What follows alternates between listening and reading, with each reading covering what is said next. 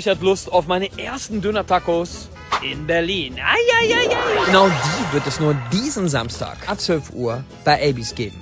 Süleyman, bist du bereit? Ich bin bereit. Abys ist ein ganz besonderer Döner. Nicht nur, weil er als der beste U-Bahn-Döner der U9 gewählt worden ist, sondern weil er auch einen speziellen Kalbsdöner hat. Hallo, ich hab gehört, es gibt Döner-Tacos. Und genau der Spieß passt meiner Meinung nach am besten zu unseren Tacos. Da das Kalbfleisch trotz seiner Knusprigkeit noch schön saftig ist. Das kommt dann natürlich auf Mais-Tortillas. Ich weiß, ich habe jetzt schon etliche Kommentare, auch unter anderem von Mexikanern gesehen, dass das Ganze nicht authentisch ist und so weiter. Ich will die mexikanische Küche nicht revolutionieren, sie einfach nur, soweit es geht, vor allem auch der muslimischen Community zeigen. Den Mexikanern einen guten Döner. Eieiei. Mal, Batman wird doch nicht am Samstag den Döner schneiden, oder?